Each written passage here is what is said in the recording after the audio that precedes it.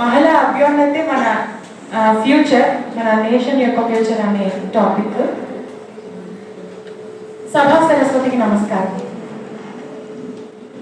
యత్ర నార్యస్తు పూజ్యంతే రమంతే తత్ర దేవతః. ఎక్కడైతే స్త్రీలు పూజింపబడతారో అక్కడ దేవతలు సంచరిస్తూ ఉంటారంట. పాజిటివ్ ఎనర్జీ అక్కడ జనరేట్ అవుతుంది. అందుకే మీకు ఒక విషయం తెలుసో లేదో, ఇంటిని చూసి ఇల్లాన్ని అంచనా వేయమని చెప్తారు.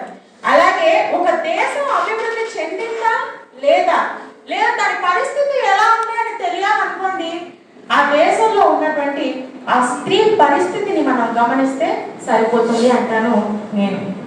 ఎందుకంటే ఒకనాడు గాంధీ మహాత్ముడు చెప్పాడు, మనకు స్వాతంత్ర్యం వచ్చింది, కాకపోతే అర్ధరాత్రి 12 గంటలకు ఆడది స్వేచ్ఛగా రోడ్డు పైన తిరగలిగినప్పుడే నిజమైన స్వాతంత్ర్యం మనం సాధించినట్లు అని ఆయన అంత మాట చెప్పినాడు. అంటేనే మన పరిస్థితి ఎలా ఉందో అర్థం చేసుకోవచ్చు. మీకు ఒక ప్రశ్న, నిజంగానే అర్ధరాత్రి ఆడది స్వేచ్ఛగా రోడ్డుపై తిరగలుగుతుందా అండి? లేదు. సమాధానం మీ దగ్గర నుంచి వస్తుంది. పగలు తిరగడానికే లేదు, రాత్రులు ఎవరు తిరుగుతున్నారు? మనం ఎన్నో కేసులు చూస్తున్నాం. కర్మ భూమిలో పోసిన గోపువా, విరిసి విరియని ఓచిరునవ్వా, కన్నుల ఆశలు నీరై కారగా, కట్నపు జ్వాలలు సమిధైపోయావా. ఇటువంటి రచనలు లేనప్పుడు దేశం బాగుపడుతుంది. అందుకని రచయితల్ని బ్యాన్ చేయమని కాదు నేను చెప్పేది. ఏమని చెప్తున్నారంటే, రచయితల కలం నుంచి ఇటువంటి గొప్ప రచనలు పుట్టాలి అంటే స్ఫూర్తి పరిసరాల్లో జరుగుతున్నటువంటి సిచ్యువేషన్స్, వారి పరిస్థితుల్ని చూసే ఇటువంటి రచనలు చేస్తారు. ఇటువంటి రచనలు లేనప్పుడు మన దేశం ఆటోమేటిక్ గా బాగుపడుతుంది. కాబట్టి ఇందులో ఎటువంటి సందేహం లేదు. ఒక మహిళ బాగా చదువుకున్నప్పుడు ఒక ఇల్లు బాగుపడుతుంది. ఒక ఇల్లు బాగుపడినప్పుడు ఒక సమాజం బాగుపడుతుంది. అలాగే ఒక సమాజం బాగుపడినప్పుడు ఆ దేశం బలపడుతుంది.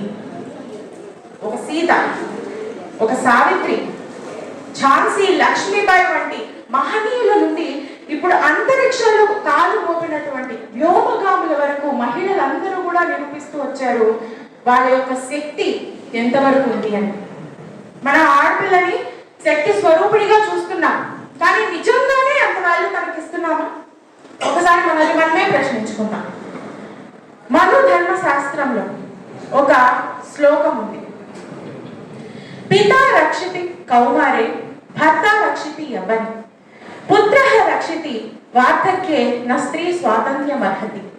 అంటే దీని యొక్క అర్థం ఏంటంటే, ఒక ఆడది చిన్నపిల్లగా ఉన్నప్పుడు తండ్రి రక్షణలో ఉంటుందంట, తర్వాత వయసు వచ్చినప్పుడు భర్త రక్షణలో ఉంటుందంట, ఆ తర్వాత వృద్ధాప్యం వచ్చినప్పుడు కొడుకు రక్షిస్తాడంట. అంటే ఇక్కడ ప్రతి చోట ఆడది రక్షింపబడుతోంది.